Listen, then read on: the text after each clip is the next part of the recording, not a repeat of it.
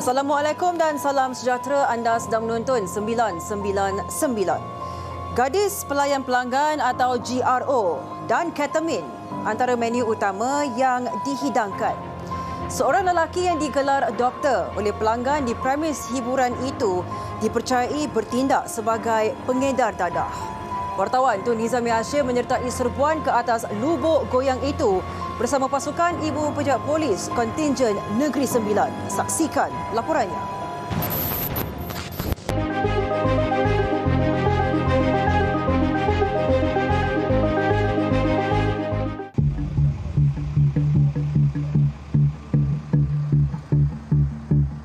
Pukul berapa datang sini?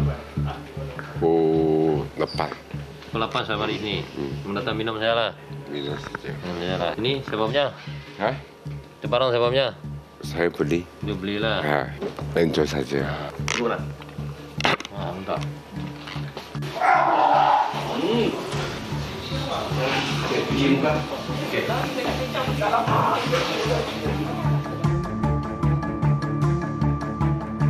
Itu gelagat seorang pelanggan yang berada di bawah pengaruh alkohol dan dadah ketika operasi dijalankan di sebuah pusat hiburan yang menjadi lubuk goyang. Ni sebab minum banyak tuan Minum banyak. Minum banyak dengan dia kena K lagi, ketamin tu dia naik dalam campur. Dia akan jadi muntah lah. Akan jadi muntah pasal dia sama-sama naik kan. Dan mabuk dengan kesan ketamin tu lah. Dia kena muzik tuan Dia akan layan kesan dadah tu dengan muzik. Dengan muzik lah. Pasukan Jabatan Siasatan Jenayah Narkotik Ibu Pejabat Polis Kontingen Negeri Sembilan mengesan sebuah pusat karaoke yang menjadi tumpuan si kaki lalok dan si hidung belang di Taman AST Seremban.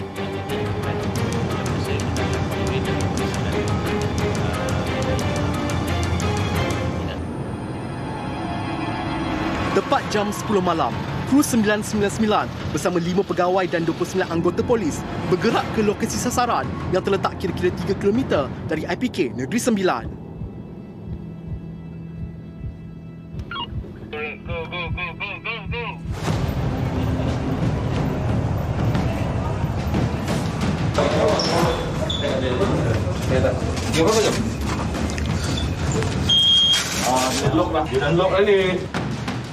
Ketika serbuan dijalankan di bangunan 3 tingkat ini, pihak premis didapati sengaja mematikan lift bagi mengelak pelanggan dan pekerja mereka diperiksa oleh pihak berkuasa. Memang selalu polis datang juga Tak tahulah, saya baru kerja 1 minggu pun dah sampai lah. Buka. Buka. Buka cepat. Soal cakap. Buka lip. Sejurus itu, tangga kecemasan premis digunakan pihak polis untuk mengakses ke bilik-bilik karaoke yang terletak di aras 1 hingga aras 3 di dalam bangunan ini.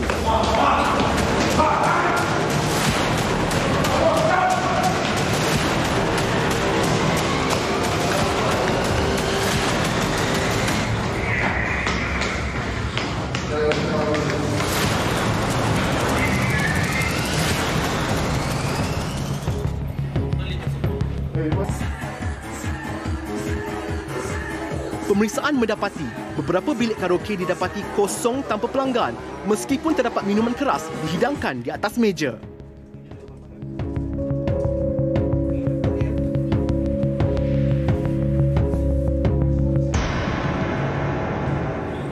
Berikutan itu, siasatan dilakukan ke atas pekerja premis yang bertugas di aras 1 ini mengenai keberadaan pelanggan-pelanggan tersebut.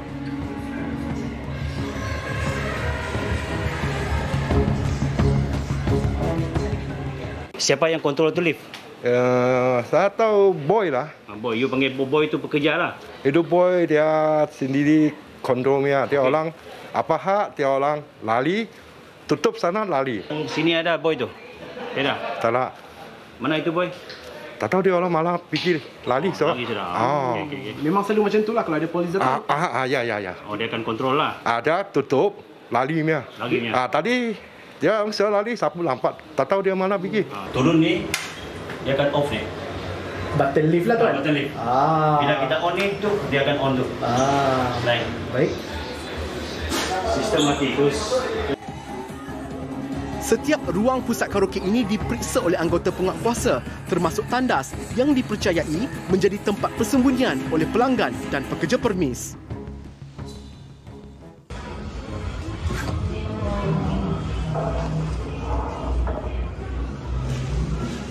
Sembunyi ke apa? Why?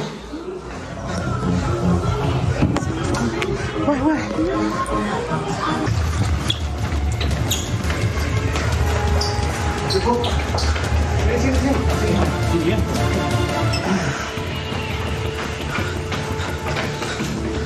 Sini. Segelintir daripada pelanggan dan pekerja permis turut didapati sanggup menggadai nyawa dengan bersembunyi di atas bumbung.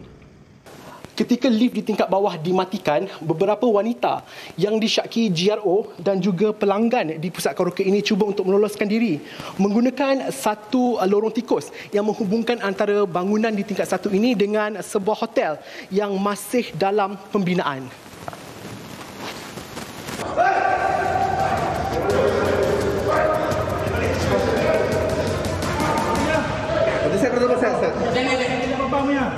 Sini. Apa you mau takut mau lari buat mana? Kerja sama saja, mari.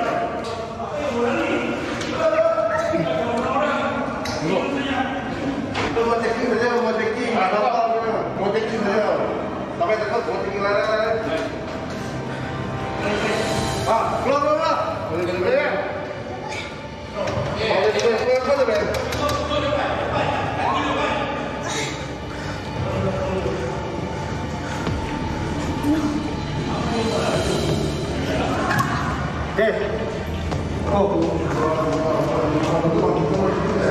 Walau bagaimanapun, taktik licik mereka itu ternyata gagal apabila 74 pelanggan dan pekerja permis ditahan bagi menjalani ujian saringan air kencing dan pemeriksaan dokumen diri.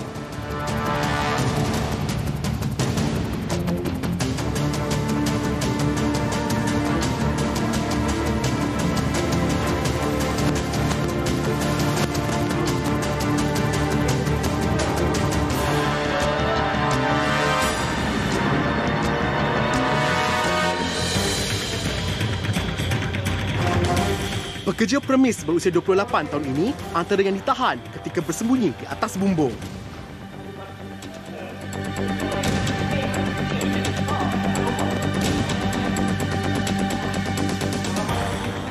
Pasal lari? Takut apa? First time kena ambush mah. First time ambush. You bikin apa? Kerja apa? Kerja pagi ada kerja, malam ada kerja. Kerja apa? Jaga modern lah. Oh, you jaga sini? Duduk dekat kaunter. Duduk dekat kaunter. Cashier ke apa? Cashier. Cashier? Sini ada jual ke tak ada? Tak ada. Customer bawa lah? Tak tahu. Tak tahu? Dia pun tak tahu? Siasatan awal mendapati dia digelar doktor dalam kalangan pelanggan, ekoran dipercayai bertindak sebagai tokan dengan menjual dadah atau dipanggil ubat goyang. Apa bikin? Doktor tu bikin apa? Doktor barang-barang. Doktor barang-barang. Apa orang mau makan barang sini you hantar? Jual. Berapa banyak you bawa? Berapa banyak? Tak banyak. Mana barang? Dekat tempat lainnya. Kita orang pun tak tahu ya. You pun tak tahu dekat. Tapi macam mana you mau angkat? Saya pergi, lepas tu saya mau apa, lepas tu ada orang mari akan kasih saya. Berapa upah you dapat? Ya? Berapa upah you dapat? Satu bulan. 1 bulan 5,000 atas sikit saja. 5,000 atas 1 bulan. Oh, banyak senang dapat uang. Sudah lama buat kerja ni? Dua bulan saja. Itu customer call sama you ke call sama siapa? Macam ini sini punya customer mau. So saya. Dia call siapa? Ini saya customer mau call siapa? Ini customer, kalau sini punya customer mau, dia akan kasih tahu saya. You pergi sini pergi bilik sana tanya lah. Tak. Betul. Dia orang mau, so dia akan cari saya lah. Dia cari you. Cari. You ada sini jugalah. Jalan-jalannya. Jalan-jalan. Pemeriksaan di dalam pusat karaoke ini turut menemukan 4.67 gram ketamin bernilai lebih RM700 termasuk yang disembunyikan di dalam tandas. Masa kita masuk tadi tu, dia orang dah sembunyikan dalam toilet lah. Rokok yang dicampurkan dengan dadah ketamin.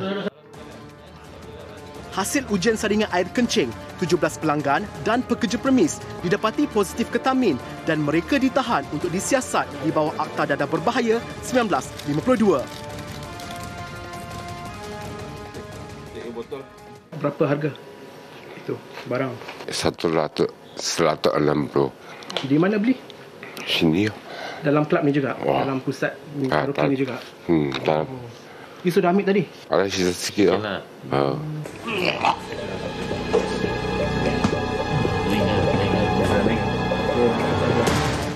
Operasi yang disertai pasukan D7 bahagian anti maksiat perjudian dan kongsi gelap IPK Negeri Sembilan turut melakukan pemeriksaan cacahan tatu pada badan pelanggan bagi mengesat individu yang terlibat dalam kegiatan gangsterisme. Ini apa ni yang corak ni? Ini bunga. Tak ada serupa bunga pun ni? Bunga harus. 17 gadis pelayan pelanggan GRO warga asing juga ditahan untuk disiasat di bawah Akta Immigration 1999 Palang 63 atas kesalahan menyalahgunakan pas rawatan sosial. You mami ke? Tak, China. You dari China? China. You datang sini buat apa? Saya? 20 tahun. You buat apa di sini? Nyanyi? Saya? 3 bulan. What you doing here? What you doing here? You kerja ke sini? Saya tak kerja. Tu datang sini buat apa? Saya? Minum lah, ngawan mali. Kesemua yang ditahan dibawa ke Ibu Pejabat Polis Kontingen Negeri Sembilan untuk tindakan lanjut.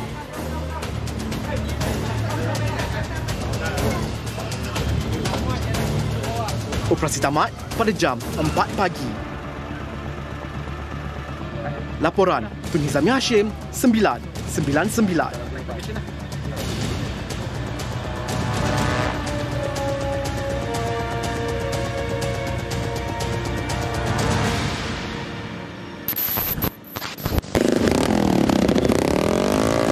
Yang baru Zophone ni. Main sini jap. Kau tahu tak dulu? Masuk dalam. Sengaja menguatkan bunyi egzos demi kepuasan diri. Tanpa sedar, tindakan itu mengganggu ketenteraman awam. Rata-rata penunggang motosikal yang diperiksa didapati mengubah suai egzos secara tidak sah. Saksikan perinciannya bersama wartawan Arisha Khalid.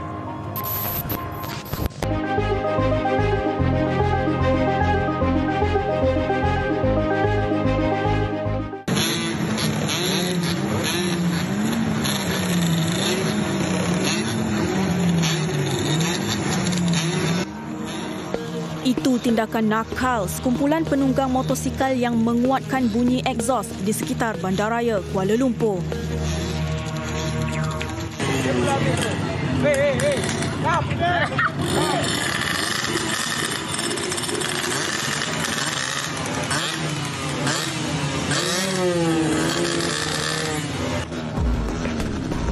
Tindakan itu berjaya dirakam lensa pemantauan pihak berkuasa.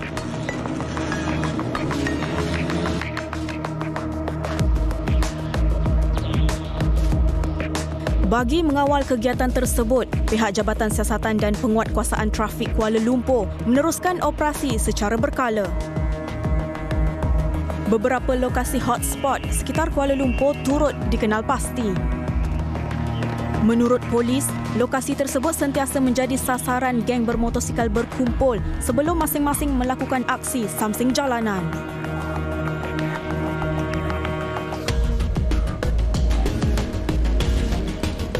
Sekatan jalan raya sekitar Kuala Lumpur turut dipergiatkan bagi memastikan keadaan sentiasa terkawal.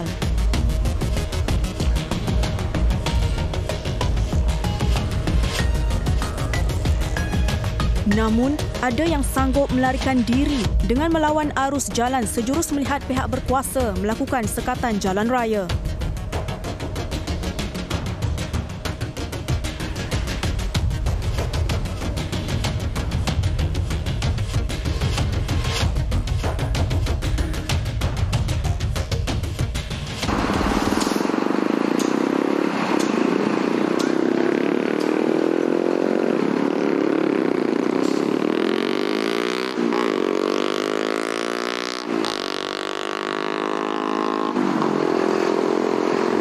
Bagaimanapun, seorang lelaki berusia 20 tahun telah ditahan kerana dipercayai memodifikasi motosikal, khususnya bahagian exhaust.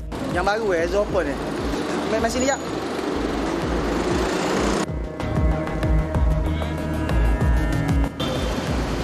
Exhaust. Kau tolak dulu. Masuk dalam. Tolak kaki-kaki macam tu.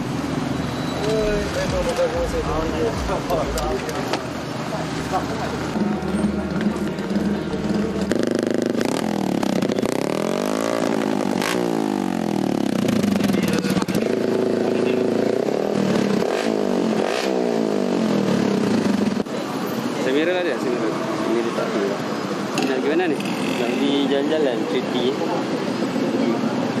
Kenapa exhaust ni bisa? Ni asalnya motor abang. Motor abang? Lepas tu modified? Kenapa suka exhaust ni? Tak. Selalu guna race ke motor ni? Tak. Mana ada race. Buat jalan-jalan je. Tahu je lepas settle saman buat lesen semua. Still pakai motor ni lagi lah. Selain memodifikasi motosikal, suspek turut dikenakan saman atas kesalahan tidak mempunyai cermin sisi.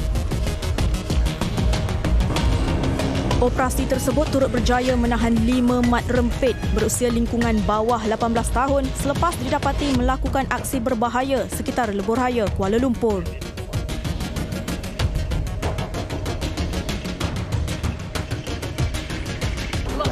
Berapa? 17. Nak ke mana ni? Nak ke KCC. Ramai-ramai? Tahu satu kesalahan buat macam tu? Tak takut? Kalau jatuh macam mana? Ni mak ayah tahu tak keluar? Tahu. Minta kat dia orang. Ni umur apa? 16. Nak pergi mana? Apa KCC? KCC dengan kawan. Tadi buat apa? Roket je. Tahu tak bahaya? Itu kenapa buat? Ya? Kenapa buat?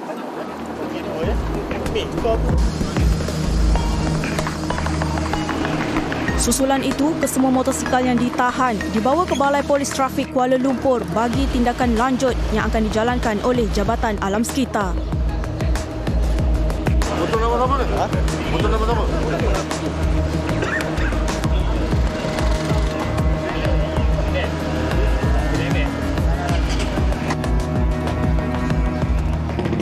Sekarang ini pihak Jabatan Alam Sekitar atau JAS sedang melakukan pemeriksaan terhadap motosikal yang diubah suai exhaustnya.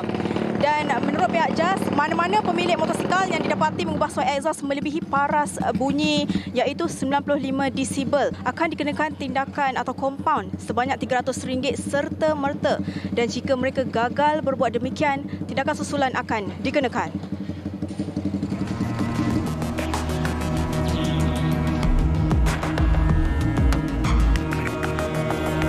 Sewaktu pemeriksaan dijalankan, seorang penunggang motosikal jenis RXZ mendapat perhatian selepas didapati menggunakan exhaust yang mengeluarkan bunyi lebih kuat.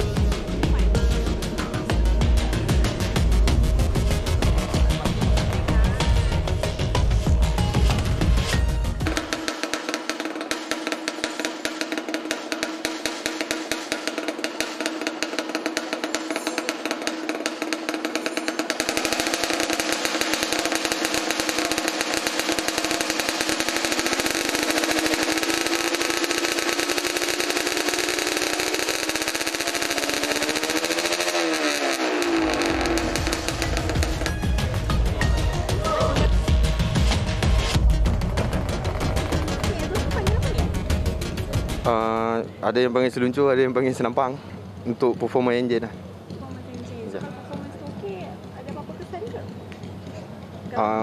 Untuk kelajuan lah maksud dia. Kelajuan tu untuk awak nak race ke apa? Tak race. Sekadar untuk puasan diri. Yap. Lelaki yang berusia 30 tahun itu turut mendakwa telah mengubah suai motosikalnya sendiri secara berperingkat dengan menggunakan alatan yang dibeli secara dalam talian. Encik dikenakan tindakan melepasi paras bunyi sebanyak 117 desibel melebihi daripada 95 yang dibenarkan. Okey, sekarang kita akan keluarkan notis arahan dan kompaun. Notis arahan ni encik kena ubah semula exhaust tu dan uji semula. Exhaust ada bawah tak? Ada. Kena uji semula tukar exhaust tu dan uji semula dan kita akan batalkan notis tu. Kompaun ni RM300. Sementara itu, seorang lelaki berusia 19 tahun ditahan sekali lagi kerana memasang semula exhaust lama di luar Balai Polis Trafik KL selepas selesai membayar saman. Kat tadi saya kat luar, lepas tu saya nak tukar ni exhaust. Sebab saya nak tukar, kalau saya tak tukar, nanti dalam dia jadi rosak lah apa semua. Saya pun bodoh lah pergi tukar kat luar tu. So itulah dia. Kita tahu benda ni memang tak boleh kan. Kita boleh isukan saman lagi kan. Jadinya memang awak ni memang tak boleh ikut peraturan lah. Lebih kurang lah. Kenapa tak serik Biasalah jiwa muda kan. Dia tahu benda ni tak boleh. Motor kau sendiri? Motor saya sendiri. Menyusah je. Berapa kali nak kena saman ni? Saya akan ambil tindakan yang maksima atas motor awak ni. Brake pun tak ada ni. Tu, kenapa tak ada brake? Tu brake kau.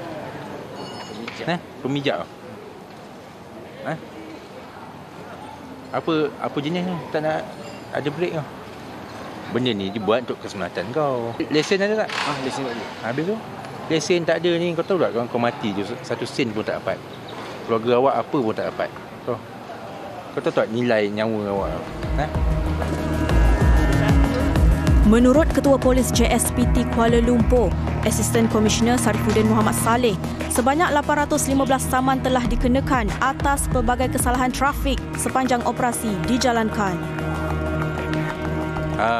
Exhaust ni merupakan salah satu aksesoris motosikal ni. Pertama dari segi untuk mereka percaya yang ni boleh memberikan kuasa tambahan kepada motosikal. Kedua, dengan bunyi dia yang bising ni, dia mendatangkan satu kepuasan kepada penunggang-penunggang motosikal ni. Dia suka bunyi yang bising. So dua faktor ni lah menjadikan exhaust ni merupakan salah satu perkara yang diorang akan ubah suai. Penunggang motosikal ni, mak lempit ni akan ubah suai. Beliau turut menegaskan tiada kompromi buat pemilik motosikal yang didapati mengulangi kesalahan tersebut. Selain daripada pada hujung minggu, kita juga berdasarkan maklumat-maklumat yang dikongsi oleh orang awam, kita juga akan mengumpul maklumat-maklumat ni, maklumat-maklumat risikan ni, dan kita akan mengesan mana-mana kumpulan atau mana-mana penunggang yang melakukan aktiviti bahaya ni di mana-mana juga di dalam Kuala Lumpur. Selain itu juga, jika terdapat aksi-aksi tersebut diviralkan dalam media sosial, pihak kita akan mengambil tindakan mengesan dan menangkap dan mendakwa penunggang motosikal ni atau samsing jalanan ni dalam masa yang tercepatlah, terpantas. Operasi tersebut akan terus dilaksanakan dari semasa ke semasa serta tindakan tegas bakal dikenakan kepada penunggang motosikal yang mengubah suai exhaust sehingga mendatangkan ketidakselesaan kepada masyarakat.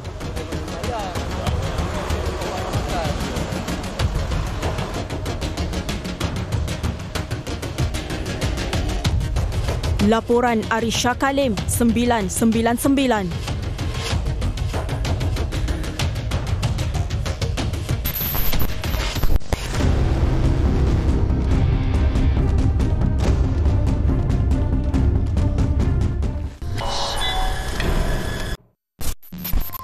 Satu sindiket pengedaran dadah antarabangsa tumpas dan 23 kg syabu bernilai lebih RM800,000 berjaya dirampas oleh pihak polis dalam serbuan di sekitar Pulau Melaka. Saksikan perinciannya dalam rangkuman Kejadian Jenayah Seminggu 999.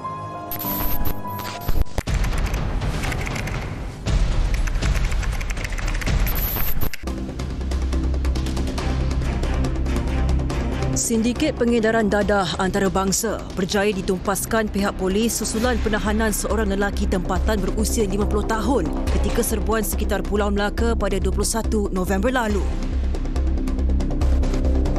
Ketika serbuan, suspek yang dipercayai berperanan sebagai transporter berada di dalam sebuah kereta dalam keadaan mencurigakan dan cuba untuk melepaskan diri sebelum berjaya diberkas anggota serbuan.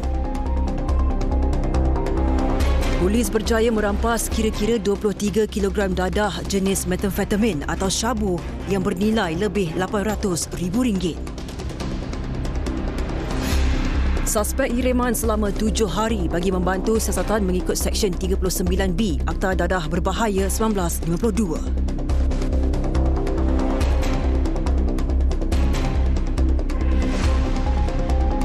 Di Mahkamah Magistrate Kota Baru, seorang penganggur didakwa atas pertuduhan memiliki sepucuk pistol, 50 butir peluru dan 1 kelongsong peluru tanpa lesen atau permit yang sah.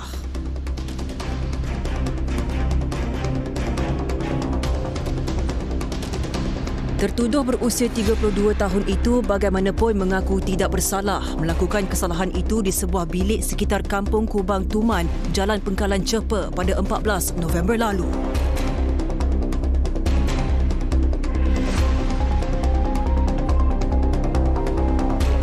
Pertuduhan dilakukan mengikut Seksyen 8(A) Akta Senjata 1960 yang memperuntukkan hukuman penjara sehingga 7 tahun atau denda tidak melebihi RM10,000 atau kedua-duanya sekali.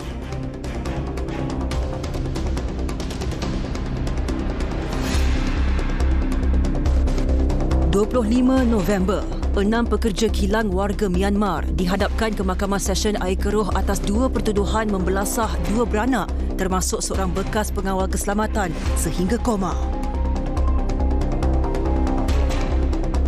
Kesemua tertuduh didakwa memukul mangsa menggunakan objek kayu dan batang besi di Pangsa Puri Taman Tasik Utama sekitar Air Keroh pada jam 10.40 malam 31 Oktober lalu. Bagaimanapun, kesemua tertuduh tidak membuat sebarang pengakuan selepas pertuduhan dibacakan kerana tidak memahami bahasa Melayu.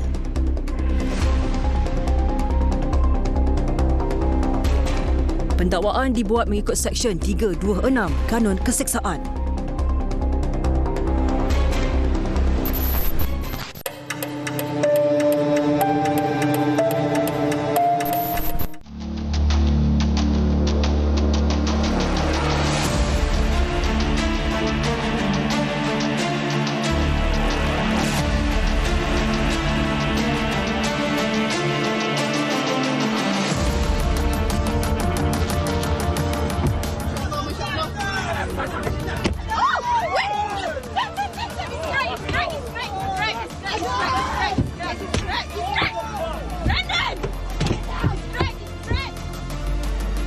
Melempar batu dan kon keselamatan. Itulah aksi ganas sekumpulan penyokong Terengganu terhadap pasukan Selangor ketika beredar menggunakan bas di Stadium Sultan Mizan Zainal Abidin, Gong Badak pada 21 November lalu. Kejadian yang berlaku kira-kira jam 11.30 malam itu sempat dirakam oleh salah seorang daripada mangsa dan mendapat hampir 550,000 jumlah tontonan di laman sosial.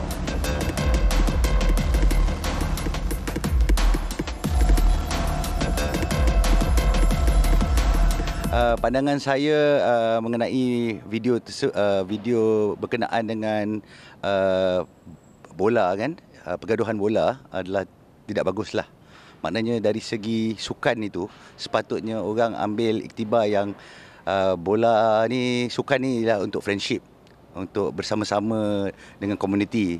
Tapi bila jadi macam ni tak sepatutnya lah. Perasaan tu perlu terkawal lah. Okey, kita kena kontrol diri kita kita pergi tengok bola tu untuk semata-mata untuk kita punya entertainment. Jadi apabila berlaku kata ni rusuhan seperti di apa yang berlaku di Terengganu itu, saya melihat kata ni anak muda yang ni tidak boleh mengawal perasaan masing-masing. Jadi apabila benda tu tidak terkawal, terjadilah kejadian-kejadian yang apa ni kita tidak diingini. Susulan kejadian itu, pihak polis berjaya menahan 5 suspek berusia di antara 24 hingga 37 tahun yang disyaki terbabit dalam kejadian khianat itu. Kru 999 bertemu pakar kriminologi Profesor Madya Dr. Geshina Ayu bagi mendapatkan perincian kes ini. Sikap fanatik ni ataupun nak katakan taksub lah kepada sama ada pemain ataupun permainan bola tersebut boleh menjadikan sebagai trigger pencetus kelakuan rusuhan kerana ia bergerak daripada perasaan. Dia gerak daripada kecetikan akal dan dia bergerak daripada kepercayaan. Dan ini boleh menjerumus individu merasakan bahawa tindakan mereka sesuai. Jadi nak mengatakan bahawa apakah titik yang betul-betul menjadi kiranya pencetus kelakuan rusuhan ini, dia sangat berbeza dan dia mungkin benda-benda yang kita fikirkan secara waras tak mungkin. Beliau menerangkan lagi, kumpulan perusuh yang agresif mampu memberikan kesan buruk terhadap individu mahupun harta benda di sekitarnya.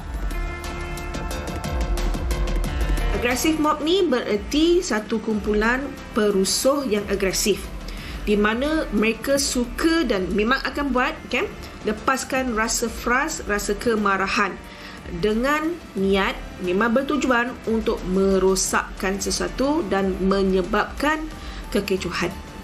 Itu adalah apabila kita merujuk kepada agresif mob, kumpulan perusuh yang agresif.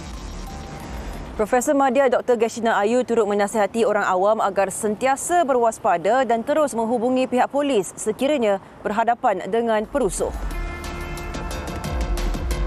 Kita nak mengelak benda ni dari berlaku, kita kena sedap, kena awasi dengan persedaran kita.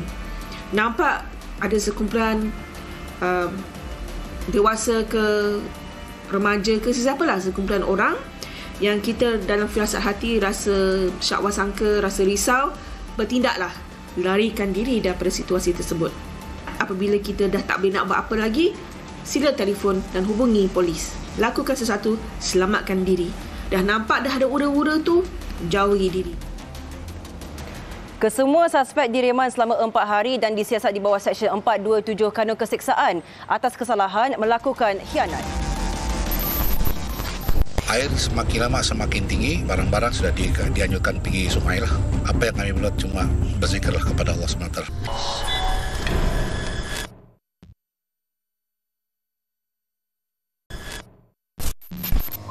10 kaki tangan stesen jana kuasa hidroelektrik berdepan detik cemas apabila terperangkap di dalam runtuhan tanah akibat hujan berterusan hampir 24 jam. Saksikan butiran pengalaman yang dilalui oleh anggota terbabit dalam kejadian yang berlaku di Tenem, Sabah dalam tragedi 999 minggu ini.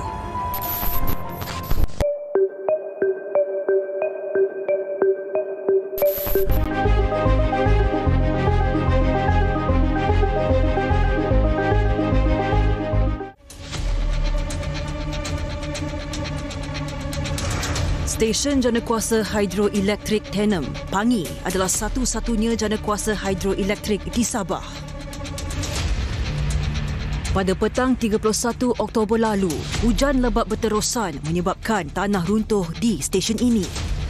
Bencana itu mengakibatkan kerosakan struktur, meranapkan pondok keselamatan selain menghanyutkan kenderaan petugasnya serta menutup laluan masuk ke stesen itu.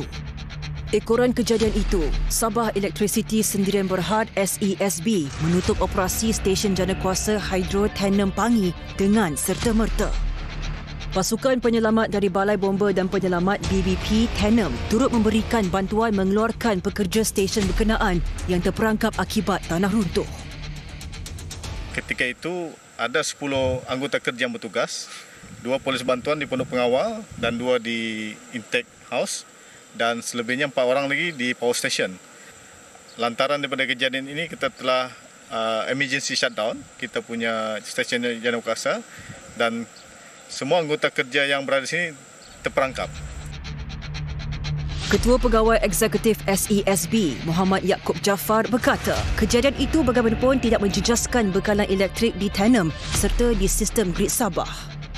Namun, operasi stesen Janakuasa Hydrotenem Pangi terpaksa ditutup sehingga ke satu tarikh yang akan dimaklumkan kelak bagi memberi laluan kepada pemeriksaan untuk menilai tahap kerosakan pada strukturnya termasuk di pintu aliran air atau water intake gate. Tetapi operasi stesen Janakuasa Hydro Pangi ini telah ditutuplah sehingga ke satu tempoh yang akan kita maklumkan kemudian kerana kita perlu melakukan kerja-kerja assessment yang mana kita nampak banyak kerosakan berlaku dalam kita punya intake gate dan juga kita punya turbine di dalam hydro station pun ditenggelami air. Ketika kejadian tanah runtuh itu, Pusat Gerakan Operasi Jabatan Bomba dan Penyelamat Malaysia JBPM Sabah menerima panggilan kecemasan jam 8.30 pagi 1 November lalu. Menurut jurucakap Pusat Gerakan Operasi Bomba, tanah runtuh menyebabkan 6 mangsa terperangkap di bilik janakuasa yang terletak 5 km dari pagar bangunan utama.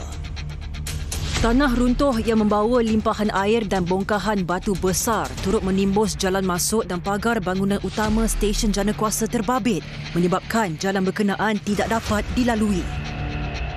Beberapa kenderaan yang diletakkan di kawasan berkenaan turut tertimbus. Pasukan bomba dari BBP Tenem berjaya mengesan kesemua mangsa dan dibawa keluar dengan selamat dari kawasan terbabit. SESB juga mengaktifkan pelan tindak kecemasan sebagai persediaan menghadapi bencana sedemikian pada masa akan datang.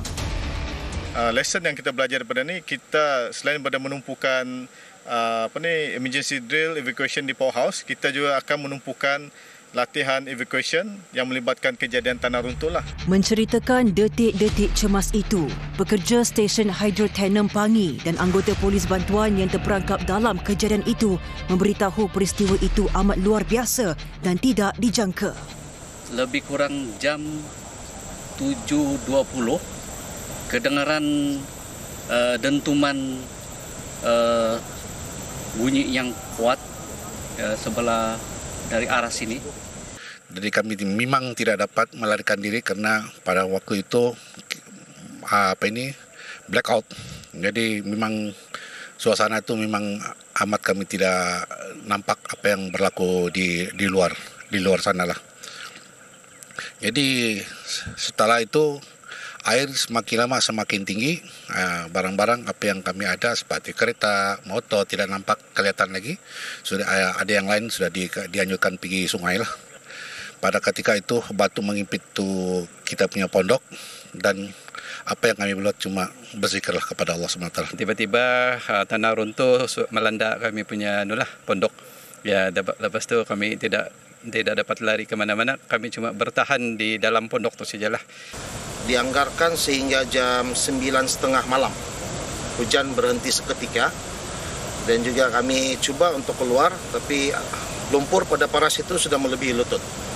Jadi kami coba bertahan lagi dan kami untuk terima info daripada luar, LDC mengatakan yang bantuan untuk masuk stesen tidak dapat tembus sebab ada runtuhan di sebelah intake di kawasan sinilah. Selain merosakkan struktur di stesen janakuasa hidro berkenaan, tanah runtuh turut menyebabkan senjata api jenis pump gun serta peluru yang digunakan anggota polis bantuan hilang. Satu laras senjata api jenis pump gun milik polis bantuan dikuatiri hilang, dipercaya hilang dalam kejadian tersebut. Selepas kejadian itu, Ibu Pejabat Polis Daerah Tenem mengarahkan unit kereta peronda ke stesen janakuasa berkenaan untuk membantu memantau keadaan. Dan bagi pihak IPD pula, saya telah mengarahkan anggota MPV dan juga tim cantas termasuk pegawai bertugas untuk membuat lawatan dan rondaan berkala ke atas anggota polis bantuan yang berjaga pada siang dan malam, tuan.